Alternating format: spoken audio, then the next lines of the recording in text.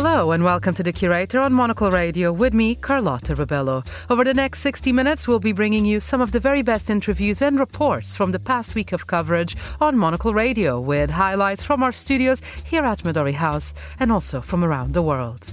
This week, we ask what makes you proud of your country. It makes me proud that I think we're a nation of innovators, not always on the high scale of, Silicon Valley, not always maybe on the perfection of a Milan atelier, but in that crunchy bit in the middle where you experiment, where you do new things. Then we meet the designer behind the 2026 Winter Olympics torch, sit down with the Brazilian cinematographer Adolpho Veloso, and meet the managing director of Harrods. Plus, it was more about the inside and not so much about the outside, not about representation, much more about how do you feel as a person or a human that is living here. We visit a modernist icon in Vienna. All that and much, much more over the next hour here on The Curator with me, Carlotta Rebello.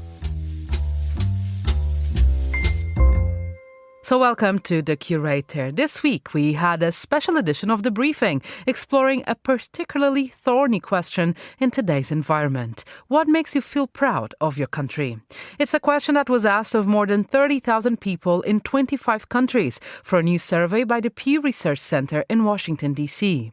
Monocle's Chris Chermak was joined by Andrew Tuck, Monocle's editor-in-chief, to discuss this and also what gives a nation its soft power.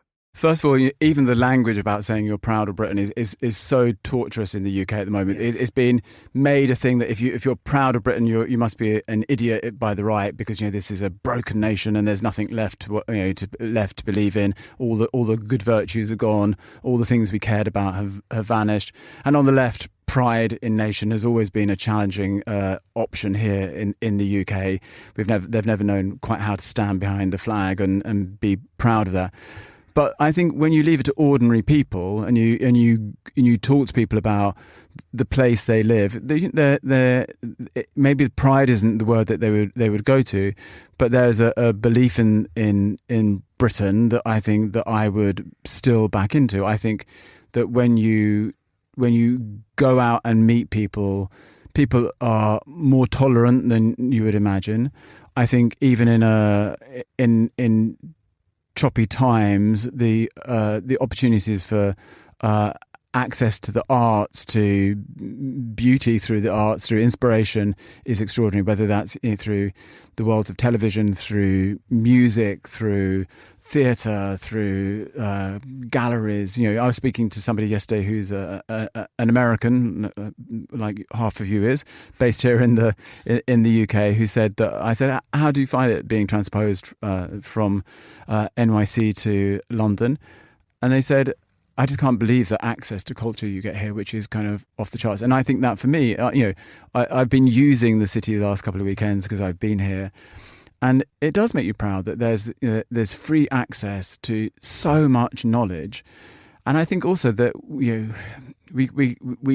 worry that we're a bit old fuddy-duddy and we're slow to move in some areas. But again, when I look at entrepreneurship, arts, design, I think it makes me proud that I think we're a nation of innovators, not always on the high scale of Silicon Valley, not always maybe on the perfection of a Milan atelier, but in that crunchy bit in the middle where you experiment, where you do new things. I think that makes me proud of Britain. I think that Britain has an ability to even now come up with solutions and do good things away from the world of the political parties. So, Andrew, I did throw you in at the deep end there, and I appreciate that was a very eloquent answer to a difficult question, because that is kind of what we're trying to do with this show. And interestingly, kind of as you touched on in this survey from Pew, the UK had the highest level of respondents of any of the 25 countries who answered the question, what makes them proud of their country, with the counter, which is that they were not actually proud of their country. What do you make of that? What is it about the UK where we really wrestle with this? Well, first of all, I think people have always wrestled with it.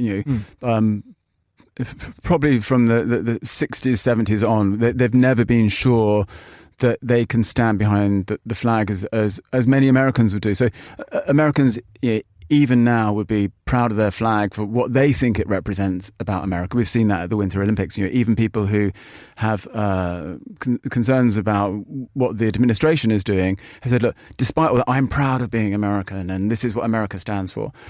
I don't think British people have been very good at articulating that. The flag from the 70s onwards was, for many people, it felt like it was hijacked by the far right, by the National Front at that time. So people were uneasy about it. We had, essentially 4 nations packed into this union who were all tugging for their own identities. So if you were Scottish or you were Welsh, maybe you found some pride in your own country's identity as part of that union. But the idea of being proud to be British was, again, a difficult thing to express, because the union was looking at new solutions about how it should operate and run. And I think even now that's the same for many of those disparate parts. But I do think that when you have key moments, when there is a challenge or a moment of victory or a moment when you can celebrate national identity in a way that's almost a bit camp, or a bit, I don't know, where you don't have to really believe in everything that's happening. The Queen's funeral was a moment. Why do so many people come out if they don't give a damn about this country? They came out because what was passing was not only a monarch, but was a period of history which they felt invested in. And I think that whether you see it with sporting moments, whether you see it with certain national moments that are divorced from politics, then people can't stop themselves, and then they do show this pride. So I think it's there. I just think it sits in British people a little bit more like sediment, like sand at the bottoms of their souls, and only when it's kicked up by some momentous event does it rise to the top. And we're like, hold on a minute, I know we're disparaging about our nation every single day, but give me a break. We're British, leave us alone. Well, Andrew, as you know, we've been asking this question of a lot of our colleagues as well, what makes them feel proud of their country. And I wanted to play one of those answers to you. We're going to be playing a few of them throughout this show. Here is our German colleague, Hannah Gist. What makes me proud of Germany is the teamwork. You can really see it in moments like the World Cup, especially in 2014. I think there's something very German about staying calm under pressure and delivering when it matters most. I'm really, really excited for Germany to play in 2026 in the World Cup. I'm also proud of Germany's commitment to sustainability. I love the way my family in Germany recycles, and I wish more countries would do the same. And also a special shout out to the fan system. Hannah Gist there. And for those who don't know the Pfand system, this basically pays you to recycle in Germany. It is something I am personally a fan of as well from living there. Andrew, Germany was an interesting country because along with Sweden, it was one of the few that actually had pride in its government or its system of government. That's something that we've kind of forgotten to do, or is also just tricky because of different polarization. And we'll get into that with the research as well. But it's also something that is rare these days.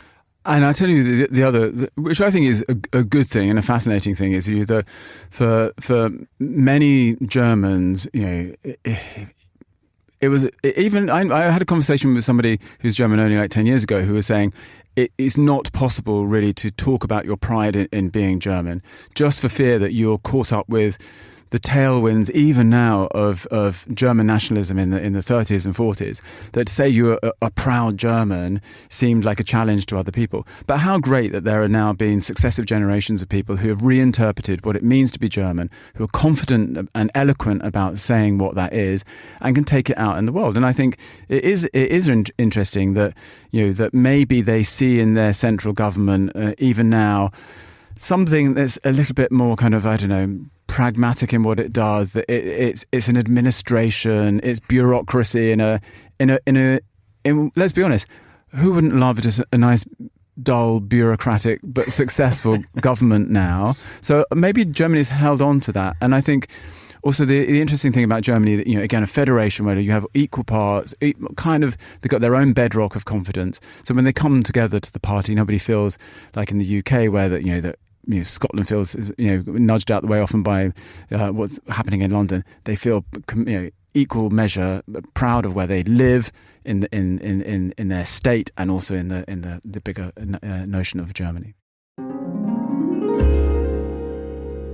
The Winter Olympics wrap up this weekend, and Monocle has been there on the ground throughout the past 2 weeks, broadcasting from the Allianz Winter Sky Lounge with a special show called Monocle in Milan. Monocle's Andrew Muller was joined by Patricia Viel, the co-founder of ACPV Architects, to talk about Milan's architectural tradition.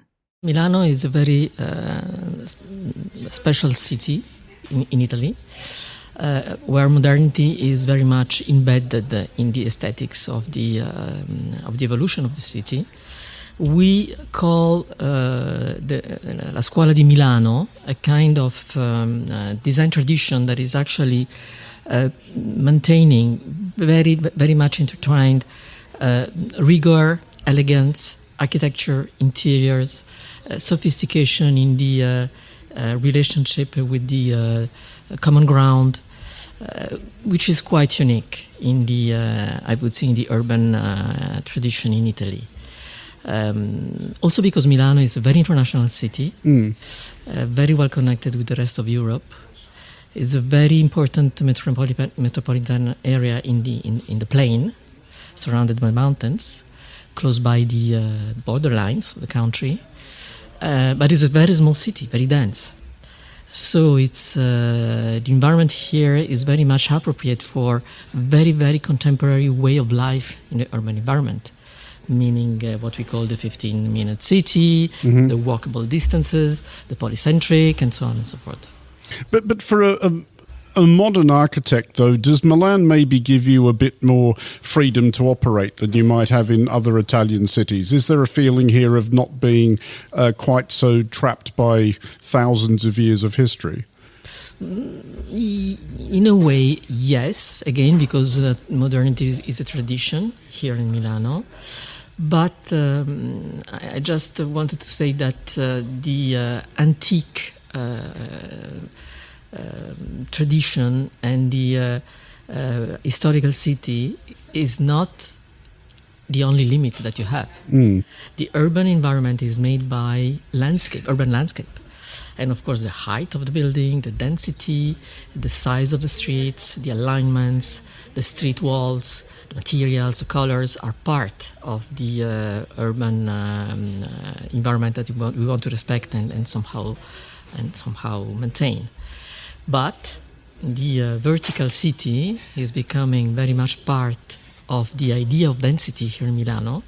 Being a very dense city, the pressure of the economics, the culture, the capability of Milano to attract international champions in the economic world, like this one, for example, Allianz, is pushing the city towards the verticality, which is very interesting because it's very much different. I mean, you are working on a number of projects right now which do involve buildings going very much upwards rather than outwards. I was looking earlier at something like the A2A Tower, which is looks kind of like a very modern idea of a very big lighthouse. What are the challenges involved with a building like that now? How are you managing to integrate it into what's already there? The point with A2A tower was to free the urban soil.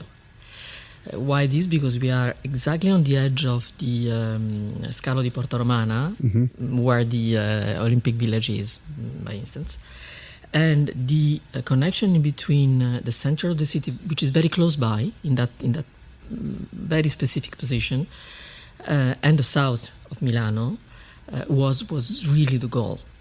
So the morphology of the building came out from that idea. So it's not about being a tower and that's it. It's about being small on the touching the ground. But also the result is that the south side of Milano is now getting a new identity. Historically, the south side of Milano was very much the agricultural kind of edge of the city. We have a beautiful agricultural park down there. And of course, the mountains are on the other side. So the relationship of this very much non-homogeneous kind of environment, the flat land, the agriculture, and the mountains, was very attractive for the expansion of the city towards northeast and northwest. So the south side of Milan is the new far south, that we are pushing very much for several reasons, of course. For example, the arena, the Santa Giulia Arena, is down in that direction. Which is where we were last night, in fact. Yeah. But are you finding, though, that your clients are wanting different things from office space that they might have wanted when the company was starting out 25 years ago? Of course, now the space where you work is not just a piece of real estate. It's very much a tool to enhance the capability of people to build up relationships, to go through research, to share, to enhance their skills, because whatever you can do for your day-by-day work can be done from everywhere. What needs to be done together is, of course, what is driving today the design of the office space. And it's not, I would say, any more related to efficiency. It's not any more related to, I would say, the image of the company. It's more about the attitude. It's more about the sense of community, the sense of to be permeable to the world outside the company, to be capable to exchange and to be different and to change and to evolve. So it's not anymore to be established. It's something completely different.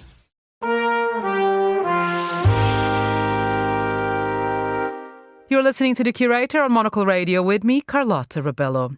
Abu Dhabi has recently hosted the first Middle East edition of Shop Talk Luxe at Emirates Palace. The event drew more than 2,000 guests and top names in premium retail, highlighting the region's growing influence on worldwide consumer trends.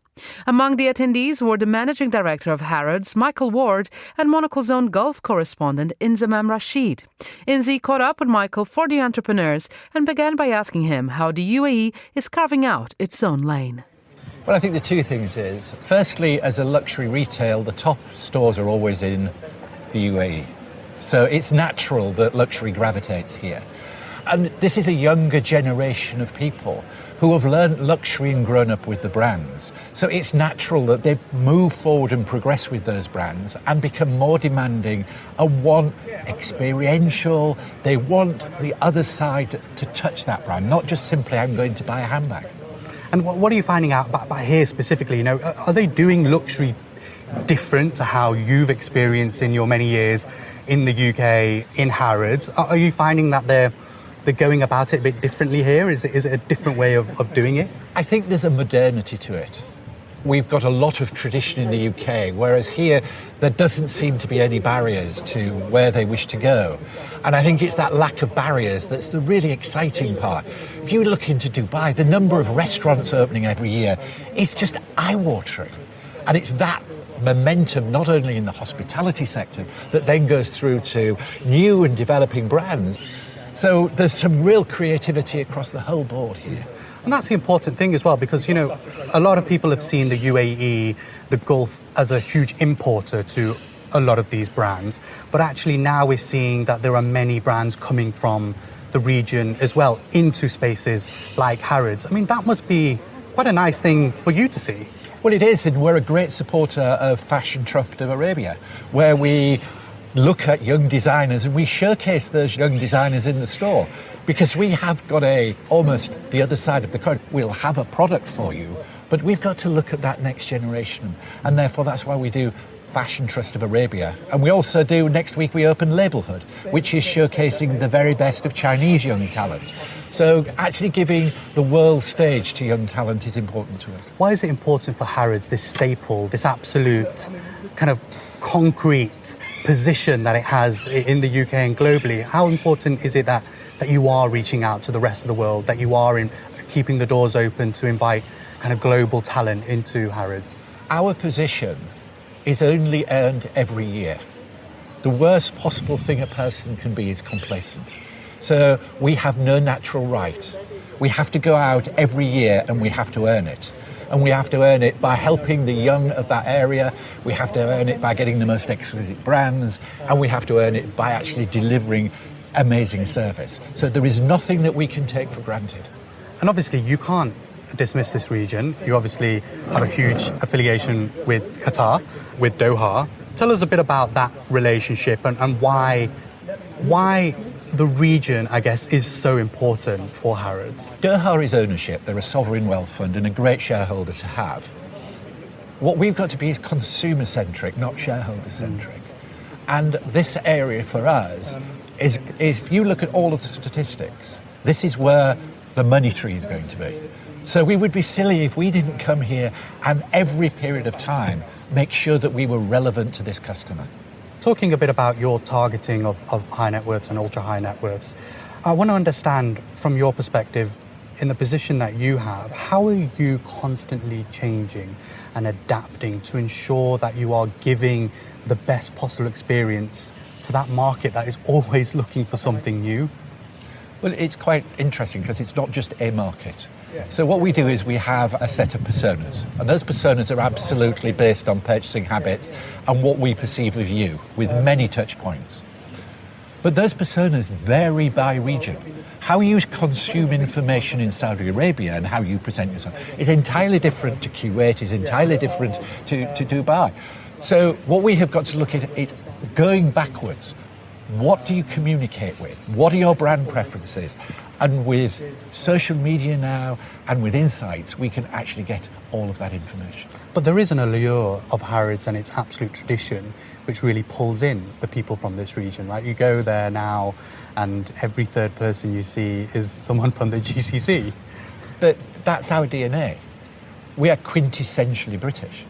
How we attract and seduce that customer into coming to us has got to be on their terms. We have to understand their product requirements and make it. We present it in a traditional, quintessential way, but that doesn't mean that we can't be playful with product. And how are you keeping the brand fresh? How are you keeping it so that, yes, okay, you've got these years of history, you've got these years of tradition, but in this kind of ever-evolving world that we're in and the way that luxury is going, it feels like a lot of brands are doubling down on luxury as well. When we talk about, we're just hearing you on the stage about hospitality, about airlines as well. How are you staying fresh and keeping the Harrods brand moving forward? We're in a constant hamster's wheel. As I say, we've got constant change. We've got the best merchants in the world. Those merchants are constantly looking around the world for the very, very, very best product. And that's where we actually go through, because we then become relevant to those companies because they want to be in Harrods. So we can get the new, the interesting. The fact that we have got the Boo-Boo boutique in the store is testimony to the fact is, yes, we've got this heritage, but we know that's what our customer wants because they want it on their Birkin. Mm-hmm. I want to ask you one final question, Michael, and that's about, you're flying back to London tomorrow. When you walk back into the Harrods store, not your offices, but straight into the store itself, and you've been doing it for many, many years, how does that feel today doing it? Is it different to how you felt when you first did it many years back? No, I come out of the tube every morning and I see that building and it makes me smile. It makes you a bit emotional as well? Yeah. Why? Because it's 20 years of your life. And I don't think that you can, if you're not emotional or you haven't got this real passion for it, don't do it.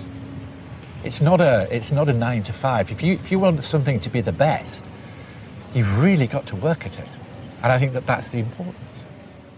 Now let's head back to Milan because Andrew Muller also caught up with Carlo Ratti, the designer of the 2026 Winter Olympic torch. Let's listen in to their conversation.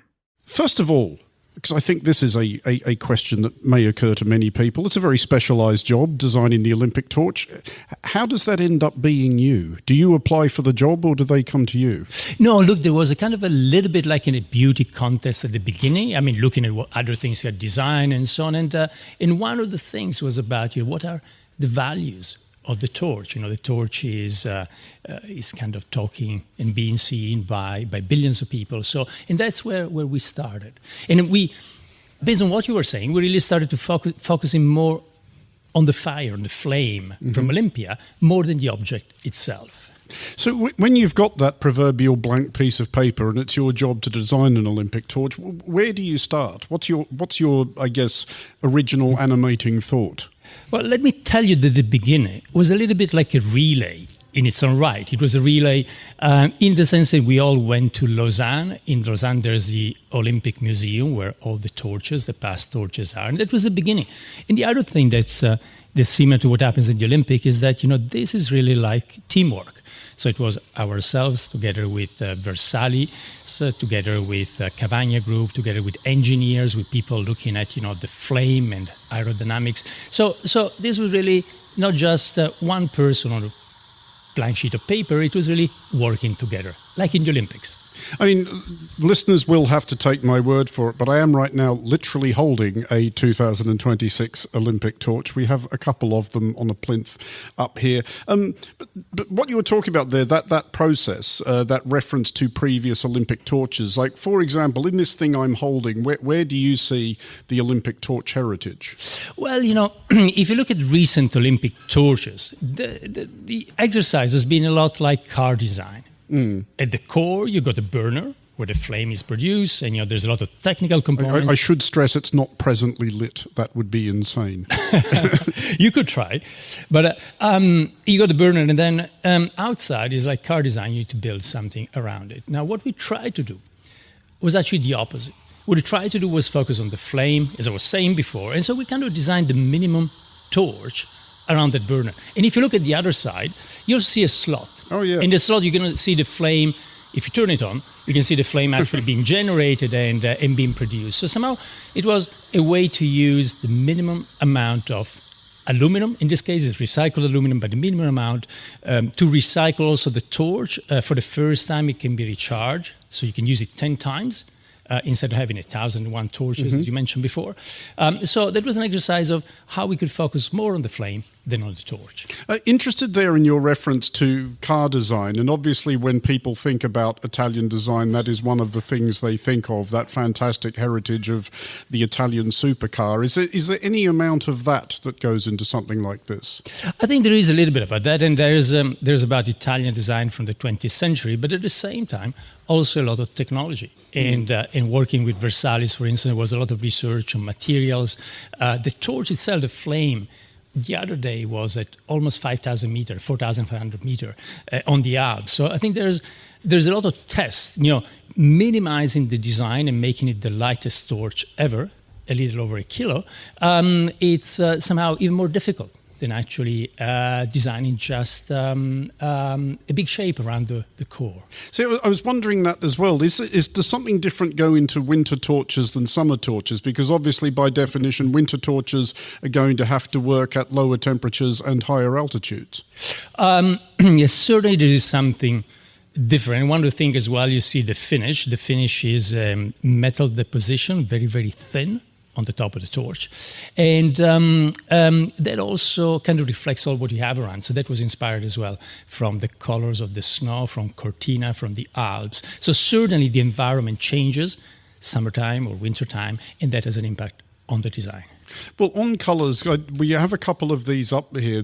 We have this sort of, I think, what would we call this? Kind of aqua sort of thing, and there's a golder one over there. How many colours? Is it just these two? The two is for the Olympic and Paralympic torch. Okay. Yeah. I will hand that now back to Tom. And just finally, I guess, on the subject of the Olympics, I've been asking all our guests this morning this. Are you actually getting to see any? I mean, surely if you've designed the torch, they give you one of those passes that just allows you to go anywhere, right? No, I don't have one of those passes, but at the same time, yes, I've loved every moment of it. It's both the competitions, but also the other day was at Casa Italia in the Triennale. So I think what I find very exciting is by bringing the Olympics to a city like Milan and Cortina, you can reuse a lot of the existing infrastructure. And yes, it's a Winter Olympics, but it blends with everything else you got in the city. Do you have a particular favorite Olympic event? Well, what I like very much, and that's why I went to Casa Italia at the Triennale, is really a lot of the backstage and a lot of what happens just before and after the competition. Carlo Ratti there in conversation with Monocle's Andrew Muller for Monocle in Milan. Still to come here on The Curator, we explore modernism in Vienna, discover a new exhibition in St. Moritz, and meet a Brazilian cinematographer. Stay tuned. Craft matters, in small ways, like how a coffee is brewed, and in not so small ways, like how your money is cared for, which is why for 160 years, UBS has elevated banking to a craft, tailoring unique strategies that combine human expertise with the latest technologies, all happening across 24 time zones and 12 key financial hubs, with you at the heart of it all. UBS, banking is our craft.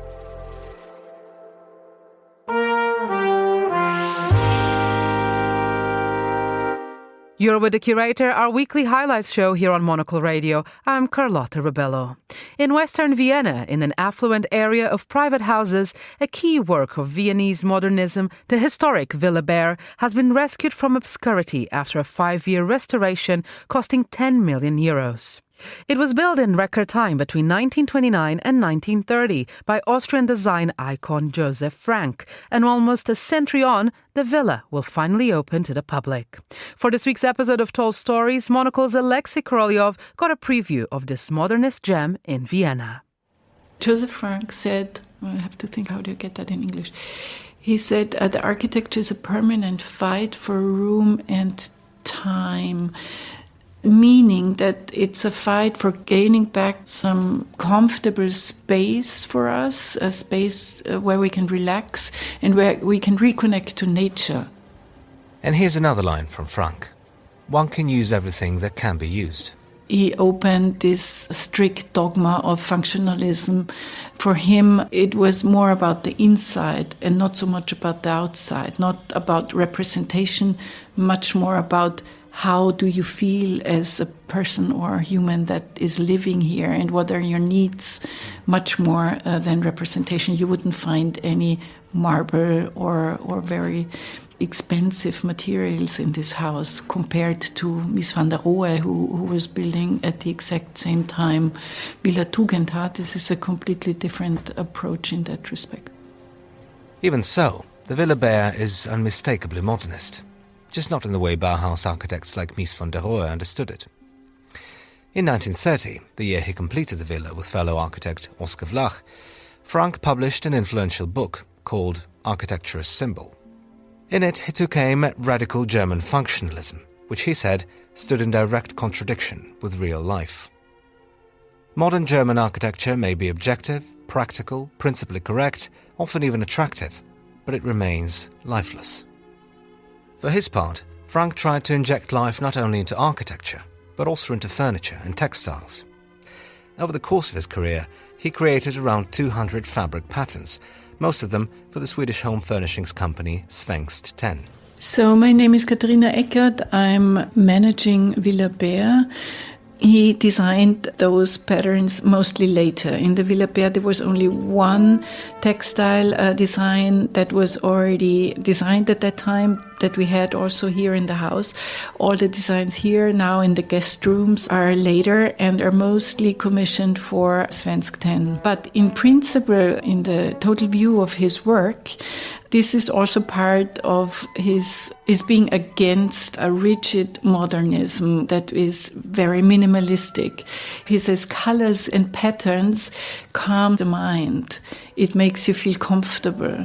Everything that you can see here is Joseph Frank's designs, how you can buy them today, and how they are still produced by hand by Svenskt Tenn in a very high quality today. In the rest of the house, everything is the way it was. We didn't reconstruct furniture, historic furniture in the rest of the house, even though if we could, because we wanted to leave the spaces empty also for reflection and to tell the story of the family. I mean, we didn't want to act as if nothing had happened. The villa was originally built for Julius and Margarete Bear. Julius came from a wealthy Jewish family that had made its fortune in rubber soles, but soon after moving in, he ran into financial trouble and had to sell the house back to the insurance company that had financed it. The family were allowed to stay, but to make ends meet, they rented out parts of the villa. That too was short-lived. In 1938, Austria was annexed by Nazi Germany. The Bears were able to emigrate, but their youngest daughter, Elizabeth, was deported and killed. The house then changed hands several times, until in 2021 it came into the care of a foundation run by entrepreneur Lothar Trichenberg. I asked him what it feels like to be responsible for it. Es fühlt sich nach wie vor wunderbar an, diese Aufgabe angegangen zu sein und dass ich mich jeden Tag in dem Haus bewegen darf. It is, he says, a privilege to spend time here. He has even stayed overnight with his family. Ich habe schon mal übernachtet hier mit meiner Familie. Ja, deswegen habe ich gesagt, wir brauchen diese Zimmer, damit man auch mal über Nacht bleiben kann. The entire top floor has now been converted into 3 guest rooms, primarily for researchers, though others may book by request too. Managing Director Katharina Eckhardt again. The intention is also to open the house to further extend the research on Joseph Frank, on Viennese modernism, on his companion Oskar Vlach. And we want to invite researchers to stay at the house, to work on these questions. This is why there is guest rooms.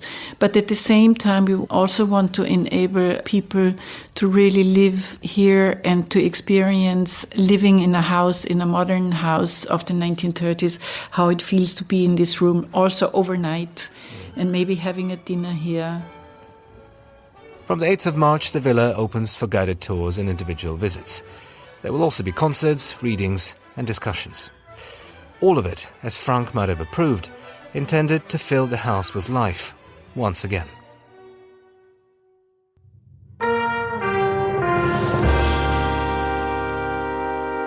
Earlier this week, Monocle's editorial director Tyler Brûlé and our contributor Juliette Linley hosted Monocle on Sunday live from St. Moritz in front of Monocle's pop-up shop at Hotel Stefani. They were joined by Giorgio Pace, the co-founder of Nomad, who's in town with a new exhibition called Der Pavilion. Tyler began by asking how the project first came about. Well, this idea came a few years ago because both the tourism office and the city of St. Moritz asked me to develop a cultural program for the year. And before, of course, I was involved with something else and I couldn't really have the time. And then from July I was free and I thought, why not to help the city? And the problem is the city doesn't have a cultural center. So I proposed the mayor and the tourism office to build a pavilion. That's why I call it Der Pavilion. There is a German article for the, and pavilion is an English word because in St. Moritz, as you know, they speak in German and English. The pavilion will be a proper structure in St. Moritz Bad one day, I hope soon. But in the meantime, I'm preparing the field that everybody knows, and in 4 years' time will be this structure. And the first project is called Singular Voices, which is 1 month and 1 week, 5 days exhibitions of solo artists and solo designers. And it is housed inside the former Hotel Eden. So it's very different now to its former glory days. When I visited the pavilion, it's so interesting to see this juxtaposition between this dilapidated almost state that it's in now under complete reconstruction and then the art. I loved, for instance, the Vanessa Bicroft, and I loved also seeing the little candy store with the jewels. Can you walk us quickly through just those 2 artists, for instance?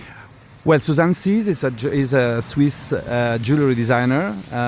She's very creative, as you can see. I consider a new jar. And Vanessa Bicroft is an artist from Italy, but she lives in Los Angeles for the past 30 years. What you saw is like a museum presentation in this beautiful old room with her famous photography from different performances she did in Italy.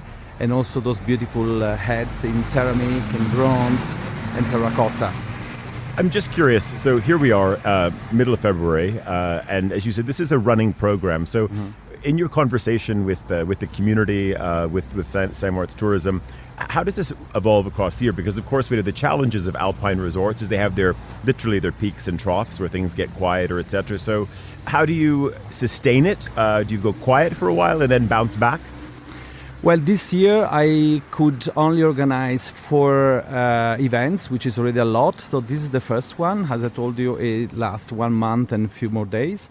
Then in July, I will organize the first flower show. Will be the first weekend in July in the hotel, in the garden opposite Hotel Kempinski. Then the weekend... An outdoor flower show. Outdoor flower show, yes. To rival the Chelsea flower show. Kind of, yes. But with alpine flowers, maybe. Yes. And then it would be an opera, 3 days performance of opera in the theater of the Bedrood Palace. And then in December, I will do the first chocolate exhibition. Oh my God, that sounds amazing, Tyler. So how does the chocolate exhibition look in an artistic Well, he doesn't know yet because it's still 9 months away, 10 months away. Yeah. You have to come back. I'm curious, just very, very quickly, when we look at what is being programmed, it's this very interesting intersection though between also being, let's say, culture, high culture, but also commerce as well. This is about an exchange at the same time. That absolutely. People should be here to present their wares, but also the people coming to this resort, to this village, to consume as well. Yeah, absolutely.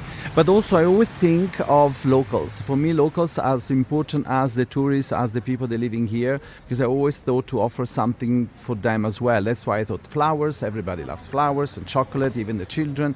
So, I thought for like a much wider program for this year. Then next year, maybe I could increase more, because as you know, some hotels, they will open for a longer period of time. So I had to think something already for June.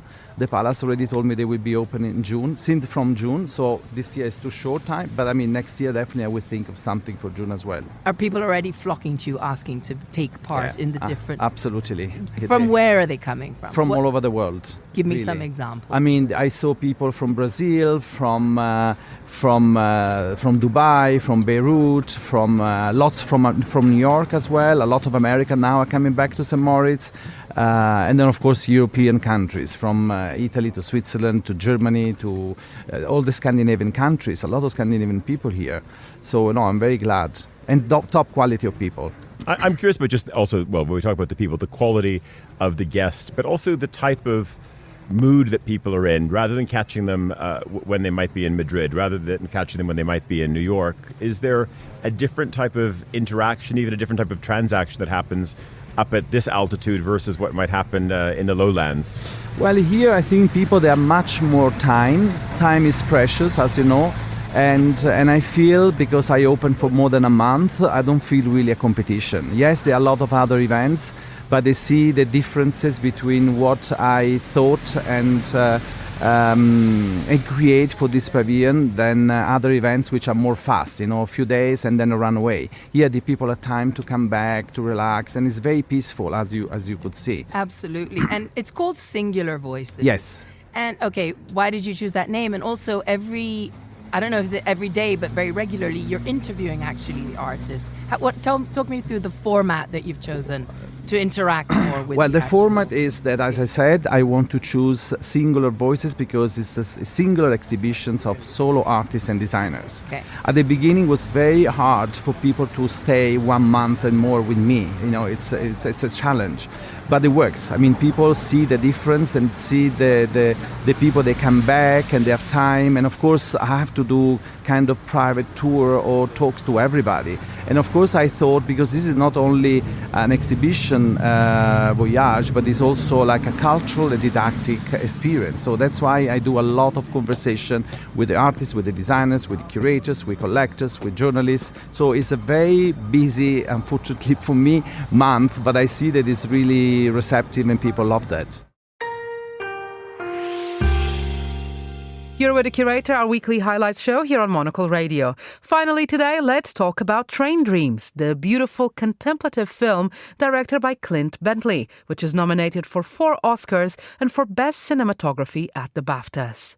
Monocle Radio's senior correspondent Fernando Augusto Pacheco spoke with a Brazilian cinematographer Adolpho Veloso about his work in the film and how he shot almost entirely using natural light. My first question to you, of course, the film is directed by Clint Bentley as well. And actually, you've worked with Clint before, so you're kind of friends. You do have a relationship going on there, right? Yes, definitely. We shot a movie together called Jockey in 2019, I think. And it was his first movie. It was a really small movie, like a movie we did with basically like 10 people and a really small budget. So I feel like the struggles of doing a movie like that really got us close. And I feel like we developed a friendship and a sense of it's almost like it's us against the world, because that's what it feels when you're doing such a guerrilla movie. So yeah, we've been friends since, and we've been talking about what to do next. He was after a lot of things after Jockey, until he was offered Train Dreams to adapt, an amazing book by Dennis Johnson. And I'm super happy that he invited me to do it with him again. Because to be honest, I would do anything with him. Like, I would be happy to just... You have that trust. Yeah, it's totally like, I know the director he is. I know that we have common taste in general. I really believe in a lot of things that he believes too. So it is an easy mission to work with him. But I was really surprised by how much I could connect with the story. When he first sent me the script, he was telling me, like, I'm not really sure you're going to connect with the story. It's the story of this American guy living in the beginning of the past century, living in kind of like the middle of nowhere, that it's like building on the construction of train tracks. It's a logger. I'm not sure you're going to connect, coming from Brazil, like completely different reality. And I was really surprised, and he was surprised too when I told him how much I connected with it, because it's basically kind of the same life that I have, like Robert's life, Joe Edgerton's character. It's really similar to a filmmaker life, like being away from your family for several months, working with a bunch of people that you don't know, and then the struggle of coming back home and don't really feeling like you belong when you're back. So there's so many aspects of his life that are similar to a filmmaker life, and especially a cinematographer. And like common themes in the movie, which is like grief and immigration, like so many things that I could connect with that felt a lot like my life. So I was really happy that not only was a project with a director I trust, but also a story I could connect so much. And one thing I was so surprised actually reading this, because when you see the film, of course, it's a beautiful film. It's visually stunning as well. But is it true that the vast majority of it was actually natural light? Yes. It's incredible. Must make your life a bit harder as well. Yes and no. I feel like, again, like there's nothing I feel that beats natural light and its beauty. And we shot everything in Washington State in the US. It's in the Pacific Northwest, which is around where the story is set in the book, or right next to it. And I feel like because we want to, like, I have that problem myself, especially with like period movies. There's so many layers in between you and those characters, like they talk in a different way, they dress in a different way, they live in a completely different way, that I feel like everything you can do to make those layers kind of like less of a problem and kind of lose those layers, the better. I feel like that myself as an observer. So I feel like whenever I'm doing a movie, I try to put myself in that position a bit. So I feel like natural light was a choice to be able to do that a bit also, to feel it more real. Like it's a period movie, but we wanted it to be connectable regardless. So natural light was really important for that. There's something about the way that Clint likes to shoot, to give space to the actors so they can move around and not worry about like C-stands, and we can just follow with the camera. We can also change things as they go, like if we had the scene scripted to shoot inside, but it feels better outside for some reason, because the light is beautiful outside, or because the scene doesn't make sense anymore inside because of what the actors are doing, like, or like random things. Like we shot a lot with like kids and animals, and all those things are really uncontrollable somehow, like you can't really ask for a 2-year-old to read the script and follow it. So I feel like you always need to be open to change things in a way, and Clint does that really well. And I feel like all those aspects of the way we wanted to shoot the movie really married well with natural light, and to have a smaller footprint, to be able to keep shooting and not worry about like changing the lighting and then lose an hour and everything breaks and the whole mood breaks just because you want to change the lighting or anything like that. And that's all we've got time for on this week's edition of The Curator. The show was produced by David Stevens and presented by me, Carlotta Rebello. Join us again next week to hear some of the very best of the programs across Monocle Radio. Goodbye, and thanks for listening.